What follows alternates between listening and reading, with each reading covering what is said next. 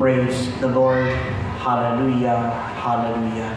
Sa ngalan ng Ama, ng Anak at ng Espiritu Santo. Amen. Banal na Diyos, dakilat makapangyarihang Ama, Diyos na may likha ng langit at lupa, ng lahat ng bagay na aming nakikita at di nakikita. Ikaw ang Diyos ni Abraham, Isaac at ako. Muli sa mga oras na ito, patuloy ka namin pinupuri, nililiwalhati, nadakilat sinasamba sa Espiritu at sa katotohanan. Taos puso po kami nagpapasalamat sa iyong walang tigil na katapatan at kabutihan sa bawat isa, upang kaming lahat ay handang matutong lumakad sa iyong kabanan at katwiran. Loobin mo nawa na kami po ay inyong samahan, iyon ang iyong mapagpatagiman ng kamay at abutinan lahat ng aming pangangailangan. Inyong pong pagalingin ang mga may karamdaman at sakit sa ngalan ni Kristo Jesus.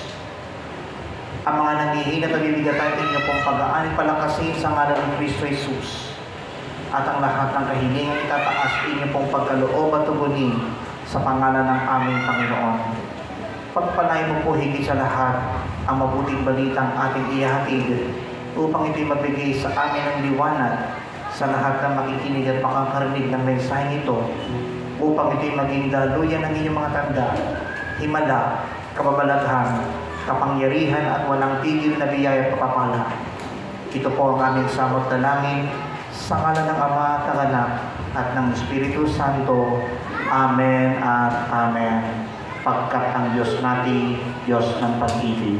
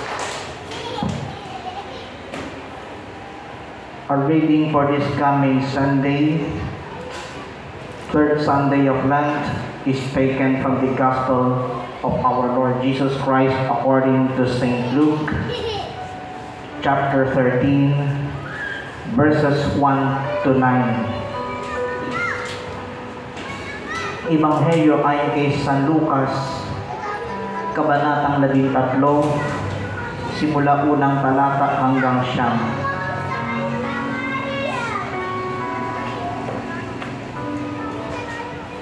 At ganito po ang mababasa sa wikang Ingles.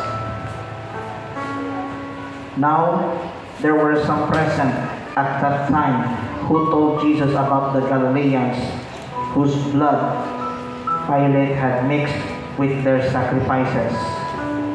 Jesus answered, "Do you think that these Galileans were worse sinners than all the other Galileans because they suffered this way? I tell you, no. But unless you repent, you too will all perish.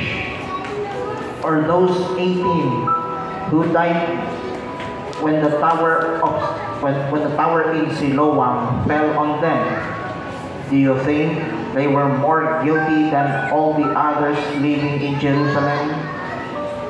I tell you, no.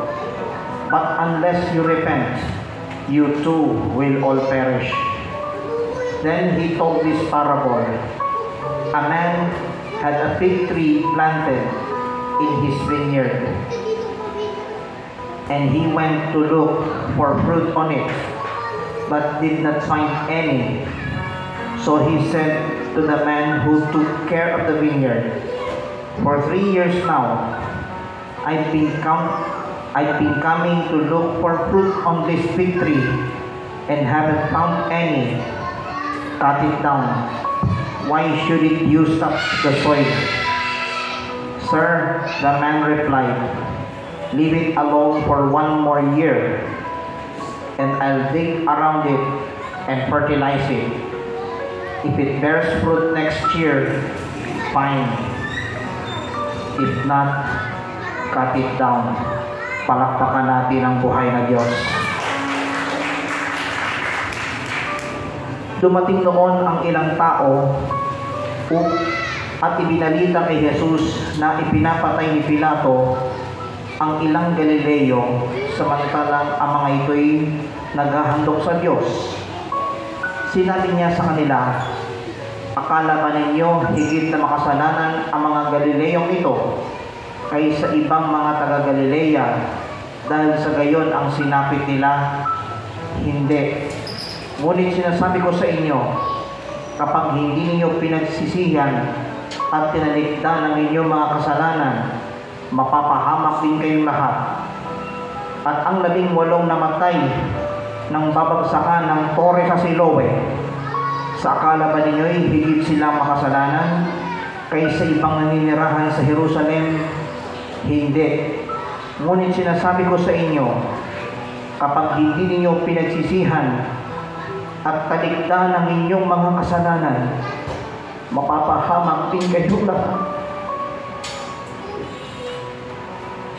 Sinabi sa kanila ni Jesus ang talinhagang ito,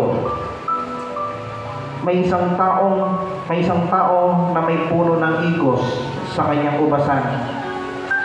Minsan, tiningnan niya kung may bunga ito, ngunit wala siyang nakita. Kaya't sinabi niya sa tagapag-alaga ng ubasan, 3 taon na akong pumaparito at naghahanap ng bunga sa punong ito, ngunit wala akong makita. Putulin mo na, nakasisikip lang yan." Ngunit sumagot ang tagapag-alaga, "Huwag po muna natin putulin sa taong ito. Huhukayin ko ang palibot at lalagyan ng pataba. Kung mamunga po ito sa darating na taon, mabuti. Ngunit kung hindi, putulin na natin." Brothers and sisters, ito po ang mabuting balita para po sa ating lahat, buhat sa Panginoon. Palakpakan po natin ang buhay na Diyos. At maaari na po kayong umupo sa napakagandang presensya ng ating Panginoon. Isang pinagpalang hapon po sa inyo lahat. Una sa lahat, yung pong unang Service Volunteer Workers Enhancement Meeting ng Tapat Pa na dapat ay araw ng bukas ay iminove muna ng next Friday, which is March 28. Sapagkat yan po ay hindi maging masyadong conflict at ito po ay paalala po ng ating monitoring head.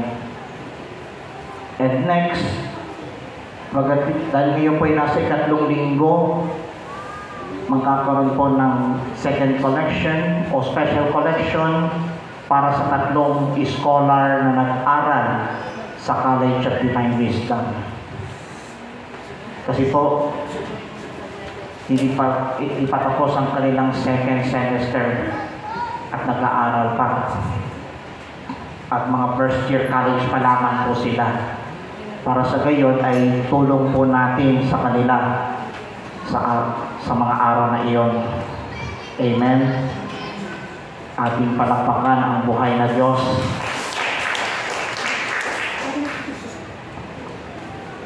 At mamaya, after this prayer meeting, tutulak ang inyong lingkod sa may bunga sa San Antonio Abad para ihatid rin ang mabuting balita para sa darating na linggo. March 23, ikatlong linggo ng 40 araw na paghahanda sa muling pagkabuhay ni Jesus o tinatawag nating Kwaresma.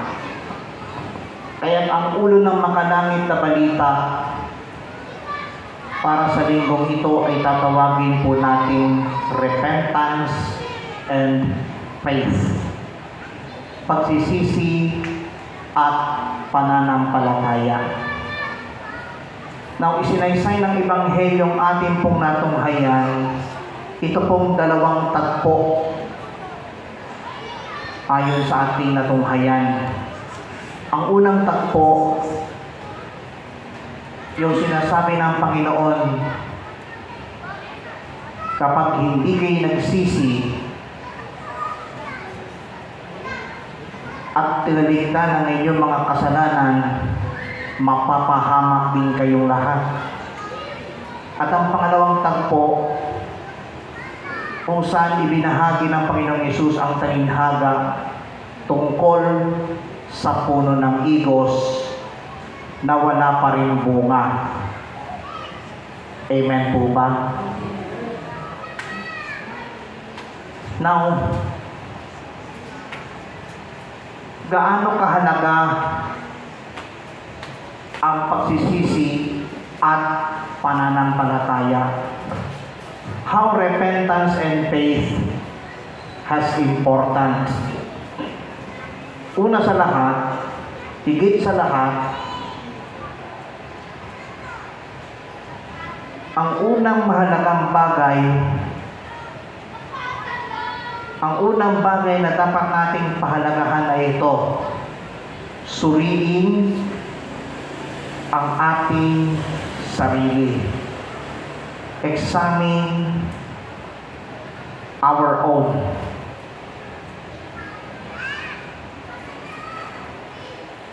Natatandaan niyo po yung alibughang anak. Nilustay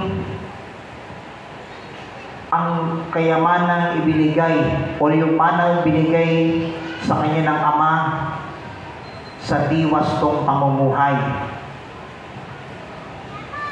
At ito pong binanggit na ito na ebanghelyo ay aking ibabahagi sa susunod na linggo.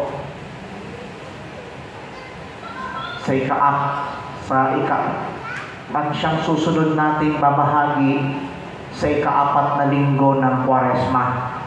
Subalit ito po'y patikim. Aking ipapatikim sa inyo, ito pong unang mahalagang bagay na dapat tandaan suriin ang ating pagkatao. Examine ourselves. Na mapag-isip-isip ng anak ang kanyang ginawa ay kanyang nasabi sa sarili, mabuti pa ang alila ng aking ama ay may sapat na pagkain at lumabis pa. Samantalang ako'y namamatay ng gutom dito. Babalik ako sa aking ama doon sa Purok 7, Gongtanyag, Taguig City, at sasabihin ko sa kanya, Ama, nagkasala po ako sa Diyos at sa inyo. Hindi na po ko karapat-dapat na tawagin ninyong anak. Ako'y ibilang ninyong isa sa inyong mga alila. Amen? Mahalaga ang maisuri ang ating sarili. Suriin ang ating pagkatao. Suriin ang ating mga kamalian. Lahat tayo nagkakamali sa ating kilos, sa ating gawa. Kaya karamihan, kaya hindi namumunga kasi walang ibang ginawa kundi bunganga ng bunganga ng negatibong salita. Totoo o hindi? Totoo o hindi? Tama po ba o tama? Kala ko sinungaling. Palapakan po natin si Yahweh El Shaddai. So mahalaga po ang suriin ng ating sarili. Bakit kamo? Sapagkat kapag sinuri natin ng lubos ang ating mga sarili at nalaman natin na tayong lahat ay nagkakamali, tsak, tutungo tayo sa pangalawang bagay na dapat nating mahalaga sa atin. The second important thing is we must confess our sins. Confess our faults. Natatandaan niyo yung babae na pumunta sa bahay ni Simong Pariseo? Doon makikita natin kung saan ang babae ito pumunta sa paanan ni Jesus habang kumakain kasalo ni Simong Pariseo. At halos nangiyak-iyak. Maging ang luha sa kanyang mata pumatak pa sa paa ni Jesus. Pagkatapos, nilapitan niya, hinagkan, pinunasan ng kanyang buhok, pinunasan ng buhok ng babae ang paa ni Jesus, at pagkatapos pinahiran pa ng pabango ang paa ni Jesus. Alam nyo, nagtaka si Simong Pariseo. Naisip niya sa sarili, kung totoong propeta ang taong yan, dapat alam niya kung sino at anong uri ng babae ito na isang makasalanan. Alam nyo,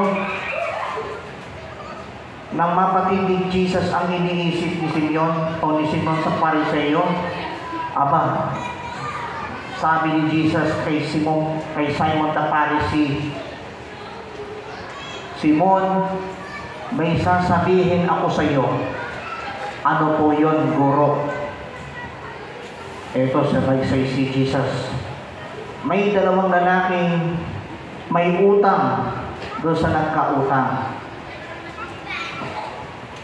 Ang isa, 500 denaryo at ang isa'y 50. Na hindi sila makabayad, sila'y parehong pinatawad. Sino sa kanila ang nagbibigay kahalaga sa kanilang utang? Ang sabi ni Simong Pariseo, sa palagay ko po, yung pinatawad ng mas malaki ang utang. Ang sabi ni Jesus, correct, tama ka. Tingnan mo ang babaeng ito. Nang ako'y pumasok sa iyong bahay, hindi mo man lang ako binuhusan ng langis ang aking ulo. Ngunit siya, binasa niya ng luha ang aking mga paa at pinunasan ang kanyang buhok. Hindi mo ko hinangkan, ngunit di siya tumigil ng paghalik sa aking mga paa. Di mo man lang ako binuhusan ng langis ang aking ulo, ngunit binuhusan niya ng pabango ang aking mga paa. Sinasabi ko sa iyo, dahil sa laki ng pagmahal na kanyang ipinamalas, patunay na pinatatawad ang kanyang mga kasalanan. Ngunit ang pinatawad ng kaunti, kakaunti rin ang pagmamahal na kanyang ipinamamalas. Amen? Itong babae ito, habang ginagawa niya doon sa paa ni Jesus, kumbaga parang taimtim na nananalangin at sabay sabi, Lord, ako'y makasalanan, kaya pinatak ko yung luha sa iyong paa at pinunasan ng buhok ko ang iyong paa. Hinagkan ko ang paa mo at binuhusan ko ng pabango ang iyong paa bilang patunay na ako'y nagkamali, kaya ako'y patawarin mo. Amen? Alam niyo, pagtingin ni Jesus sa babae, ang sabi niya sa babae, pinatatawad ko na ang iyong mga kasalanan at ikaw ay ligtas. Umalis ka ng payapa at walang pagkakasala. Amen? Now, ano naman ang pangatlong mahalagang bagay na dapat tandaan? The third important thing is we must accept Jesus Christ. Saan ko po hinamok, mga kapatid? Doon kay Bartimeo, kay Zacchaeus, na isang tax collector. Luke 19:1-10. Yung pong kaninang pangalawa ay nasa Luke chapter 7 verses 36-50. Kaya hindi ko na po babasahin. Subalit isasaysay ko na po para hindi maging gahol ang oras. Lalo na't may ibang choir na may gampanin sa iba pang prayer meeting na pupuntahan. Tulad nino, ni Sister Susan, ni Sister Ria, at ang isa pang Ria, Kaya pala dalawang Sister Ria din eh.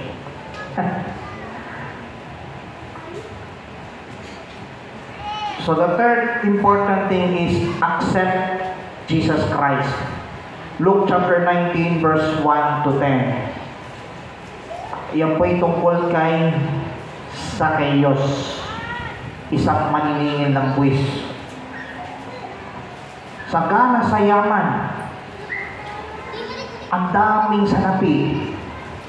Ang problema, ang kanyang itsura, pandak. Pandak ang kanyang height. Napakapandak ang kanyang height. Parang si Baby Giant. Amen. Napakapandak. Alam nyo, nung marinig niya, napaparating si Jesus sa bayan ng Jericho. Sinikap niyang lumapit. Tumakbo at lumapit at nakipagsiksikan para makita si Jesus. Pero ang problema, di niya makita si Jesus. Bakit kamo? Sobrang pandak. At anong ginawa ni Zacchaeus? Umakyat sa puno ng sikomoro upang dun makita kung paano lumapit ang Panginoong Yesus. Nang papalapit ang Panginoong Yesus sa dako kung saan naroon ang pantak na publikano, ang sabi ni Kristo Jesus kay Zacchaeus, Zacchaeus, bumaba ka diyan sapagkat ako'y tutuloy sa iyong bahay. Alam nyo, nang malaman ni Zacchaeus na tutuloy si Jesus sa kanyang bahay, nagmamadaling bumaba. Alam nyo, ang ginawa ng mga tao dito, yung mga osisero, nagtsikahan pa, sabi, nakikituloy pala sa kanya si Jesus. Alam nyo, ang sabi ni Zacchaeus, Panginoon, ibibigay ko ang kalahati ng aking mga yaman sa mga taga-Purok 7. Ibibigay ko ang kalahati ng aking kayamanan sa mga dukha. At kung ako'y may nadaya sino man, 4 na ibayo ang isa sa uli ko sa kanila. Amen? Alam nyo, nang marinig ni Jesus yun, ang sabi niya, ito deklarasyon ni Jesus, ang kaligtasang ito ay dumating sa tahanan ito sapagkat lipirin ni Abraham ang taong ito, sapagkat naparito ang anak ng tao ay upang hanapin at iligtas ang naligaw. Purihin si Jesus. Kaya mahalaga po natanggapin ang ating Panginoong Yesus sa ating buhay. Kung hindi natin maisuri ang ating sarili at aminin natin ang ating kasalanan, malamang parang ini-ignore natin ang Panginoon. Amen. Pero kapag pinakinggan mo, tinanggap mo, at isinadiwa mo ang mensahe kapahayagan ng Diyos, kapatid, friendship, ka-prayer partner, katuwang, may magandang bagay ang darating at naghihintay sa inyo. Ganyan po ba kalakas ang palakpak kay El Shaddai?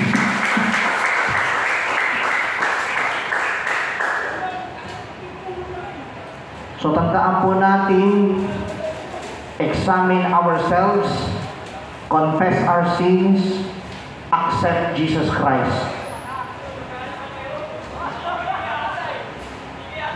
Lahat nga tayo nagkakamali eh. Amen? Natatandaan niyo po yung kwento ni Judas? Bagong laya si Judas.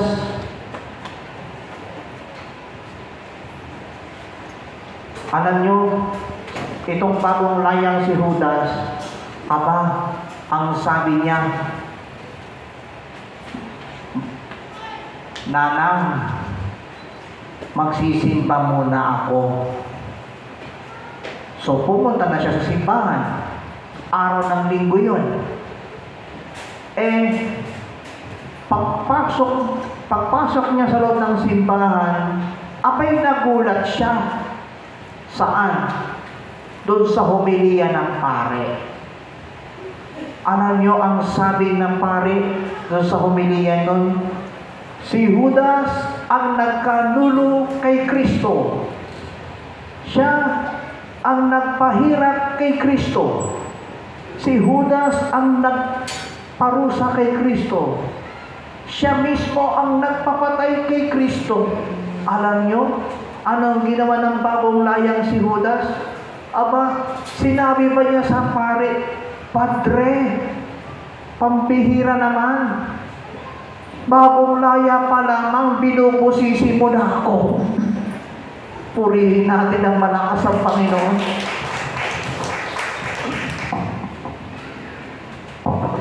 Imagine niyo, di porket nagbago, pagpasok naman sa simbahan, akala niya siya yung tinutukoy na bagong laya, hindi alam yung Judas na tinutukoy ng nag-uhumiliyang pare, yung nagkanulo. Amen. Purihin natin ang malakas ang Panginoon. Now, bago tayo magtapos, ibig ko pong ibahagi sa inyo ang acronym word na repent. R-E-P-E-N-T. Repent. The first letter of the word repent is letter R. Letter R stands for recognize your sinfulness. Kilanlin ang iyong pagkakasala. It's found in the book of Psalms, Psalm chapter 51. According to Psalm chapter 51, verse 3 and 4.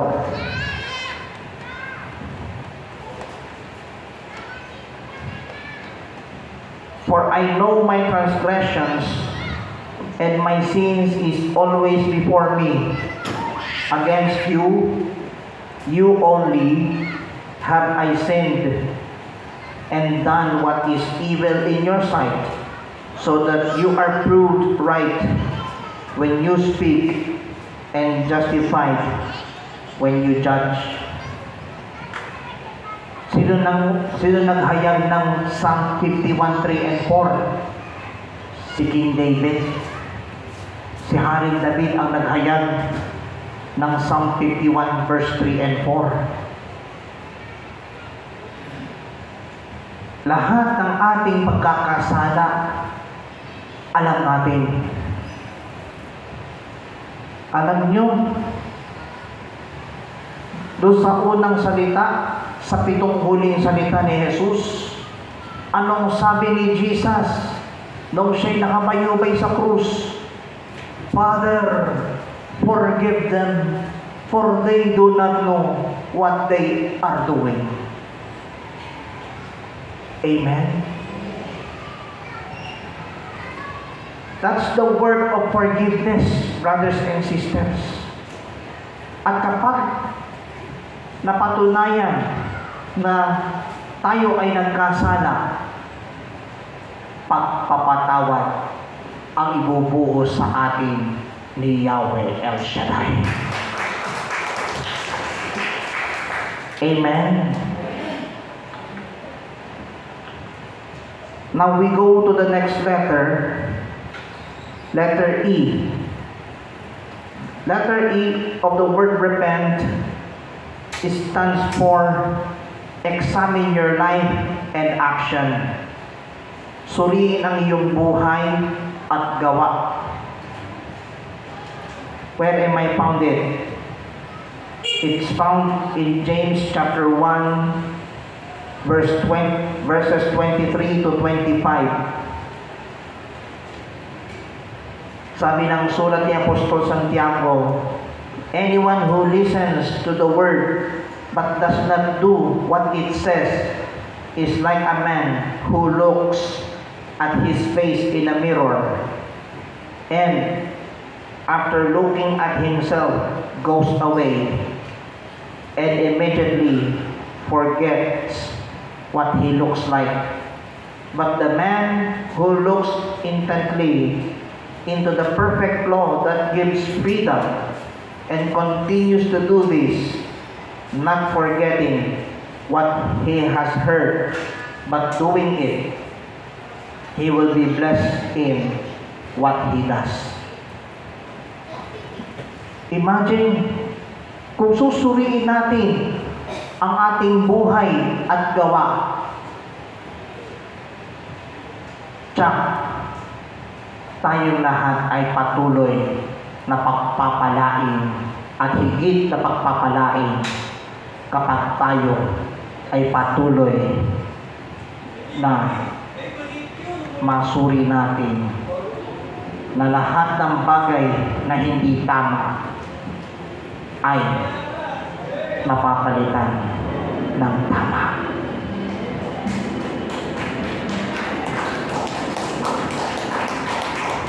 Amen. Kaya mahalaga po na suriin ang ating buhay at gawa. Hindi ngawa, kundi gawa. Amen. The next letter is letter P. Letter P of repent stands for pardon yourself and others. Kahabagan ang iyong sarili at ang kapwa. According to Matthew chapter 6 verse 14 and 15, etong sabi ni Jesus, for if you forgive men when they sin against you, your heavenly Father will also forgive you. But if you do not forgive men their sins, your Father will not forgive your sins. Ito, mabigat na warning. Kapag pinatawad mo ang taong nagkasala sa iyo, patatawarin ka ng iyong amang nasa langit. Ngunit, kapag hindi mo pinatawad ang taong nagkasala, hindi ka patatawarin ng Diyos. Amen? Kaya mahalaga na patawarin ang ating sarili at patawarin pati ang ating kapwa. Patawarin natin ang ating sarili. Patawarin din natin ang kapwa-tao. Amen? Amen po ba? Kapatid, friendship, ka-prayer partner, katuwang, para di tayo mauwi sa kapahamakan, magsisi tayo sa kasalanan ng mundo.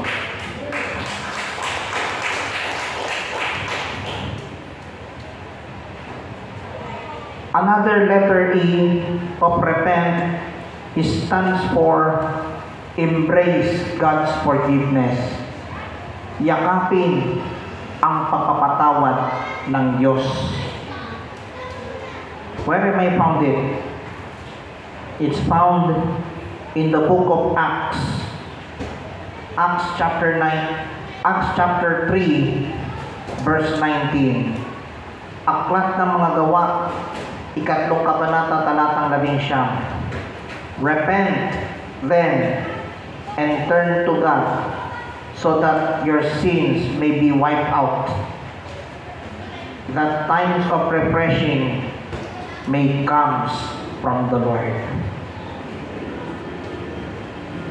Iwa-wipe out ng Diyos ang ating mga pagkakamali kung hihingi tayo ng tawad sa Diyos at sa ating kapwa. Amen. Yakapin natin ang pagpapatawad ng Diyos. At kapag tayong lahat ay matutong magpatawad, kahit ilang ulit tayo nagkamali at nagkakasala sa isip, sa salita at sa gawa, kapatid, friendship, ka-prayer partner, katuwang,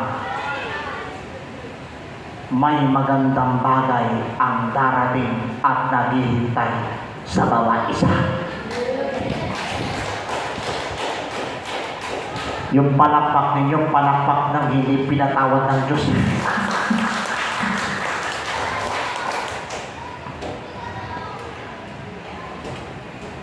Then the next letter of repent is letter N. Letter N as it stands for new direction in life. Panibagong direksyon ng buhay. Saan ito matatagpuan?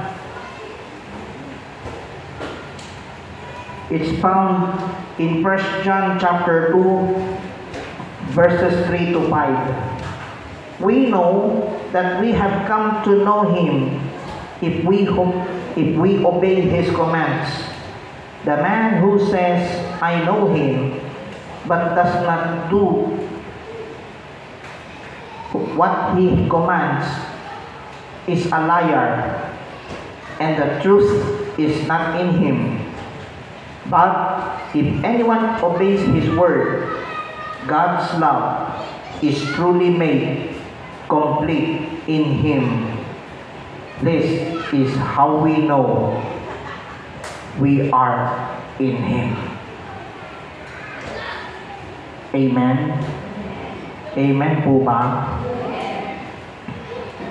Kaya mahalaga po na patuloy tayong magbalik loob sa Diyos. At kapag tayo matutong magbalik loob, tiyak, ibubuhos sa atin ang masaganang grasya buhat sa ating Panginoong Jesus.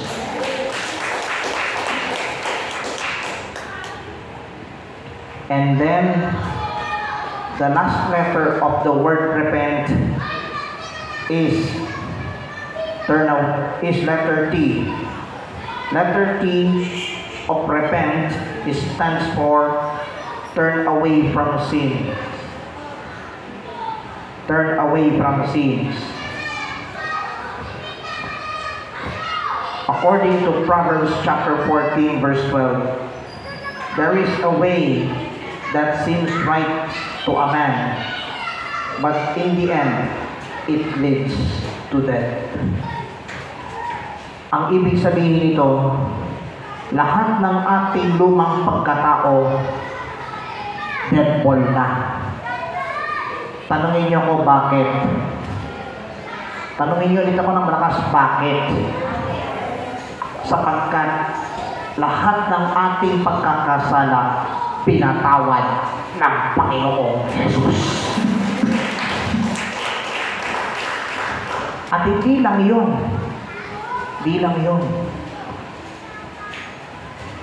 Lahat ng lumang pagkatao, winipe out ng banal na dugo ni Kristo Jesus.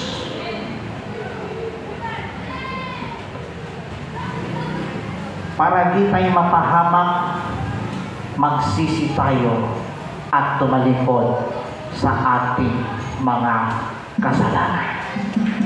Tayo po'y tumayo. That's the end of my message for this week.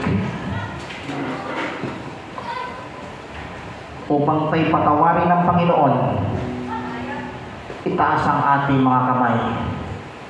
Pikit ang ating mga mata. Isuko natin ang ating sarili sa ating buhay na Diyos.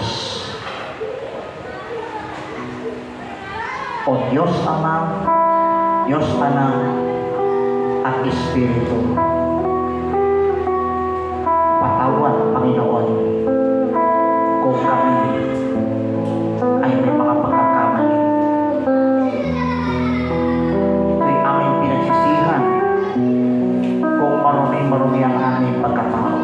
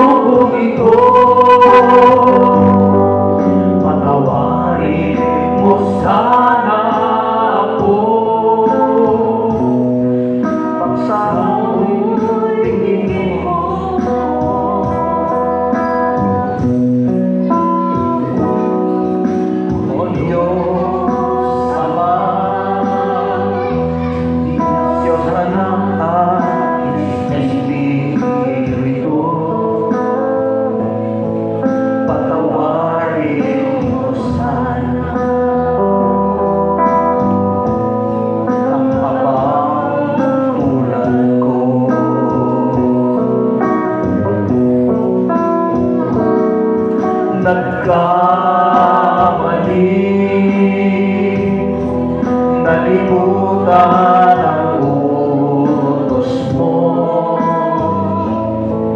Ikaw lamang ang lunas. Pakinggan mo ako. Pagsisisi kung wakas ay walang katumbas. Pagkat puso ay laging bukas at handa ituwing ang landas. Magsisisi ang bulong ng puso kong ito. Patawarin mo sana ako. Pagsamoy dinggin mo.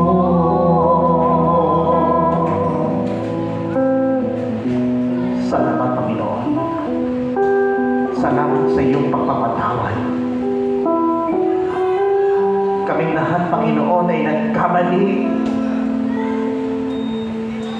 sapagkat ang aming pagkatao ay napakadumi dahil sa mga kasalanang aming nagagawa. Sari-saring kamalian, sari-saring bagay na di kalugod-lugod sa iyo ang nagparumi sa aming pagkatao. Kaya naman, Panginoon, buong puso po kaming nagtitiwala na tanging pagpapatawad ang siyang mananaig sa bawat isa sa amin. Ikaw, Panginoong Yesus, ang nagsambit habang ikaw ay nakapayubay sa krus. Patawarin mo kami pagkat hindi namin alam ang aming ginagawa. Kaya ngayon pa lang, niyayakap namin ang iyong kapatawaran, Panginoon, upang sa gayon patuloy mo kaming samahan, gabayan at ingatan sa aming patuloy na paglilingkod sa iyong ubasan.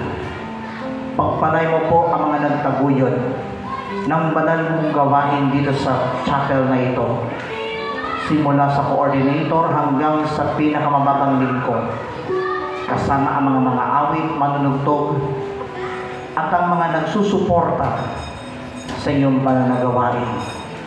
Sila'y patuloy mong pagpalaki. Sundan mo po ng iyong mga tanda, himala, kababalaghan, kapangyarihan at walang tigil na biyaya at pagpapala tuwi-tuwi na sa ngalan ni Jesus. Amen and amen. Taas ang lahat ng inyong mga dadalahan, ang inyong mga prayer requests, tubig, langis, asin, panyo, Biblia, at iba pang naisbasbasan ng ating dakilang El Shaddai. Diyos ang makapangyarihan, pagpalay mo po at basbasan ang mga hawak ng aming mga kapatid, ang mga handbags, wallets, Biblia, tubig, langis, asin, panyo, at iba pang mga hawak na kanilang itinataas. Gamitin mo po bilang mga sangkap upang ang sinong makahipo ay sundan ng iyong mga tanda, himala, kababalaghan, kapangyarihan at walang tigil na biyaya at kapapala. Maging ang kanilang mga prayer requests na naisulat sa munting papel ang aming kahilingan, inaangkin po namin na lahat ay answered prayer. Basbasan ang kanilang mga anit handog, ibalik sa kanilang horizontal, siksik-liglig at umaapaw. At sa aming pansamantalang paghiwa-hiwalay, taglay po namin ang iba yung lakas at sigla buhat sa iyong makapangyarihang pangalan. Maraming salamat, Panginoon. Ito po ang aming samot dalangin, kaisa ng panambitang panalangin ng aming Ina Birhen si Maria at ang lahat ng mga anghel at mga banal sa langit. Sa pangalan ng iyong bugtong anak, ang aming Panginoon tagapagligtas, Panginoong Kristo, na nabubuhay tagaharing kasama mo at ng Espiritu Santo, iisang Diyos, magpasawalang hanggan. Everybody say Amen. Pakibaba ang iyong mga hawak kamay. Pakibaba ang iyong mga hawak kamay. At itaas ang inyong dalawang kamay na walang hawak. At malaya tayong magpupuri sa ating dakilang El Shaddai.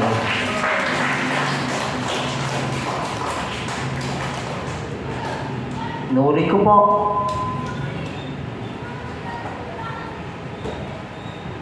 Dahil na po yung third week, magkakaroon po ng special collection after mag-awit ng give thanks.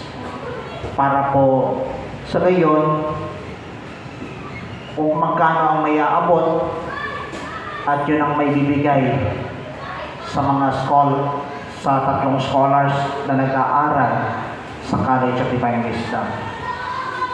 At paghandaan po natin ang nalalapit na mga mahal na araw na gagawin ng ministeryo nito sa darating na April.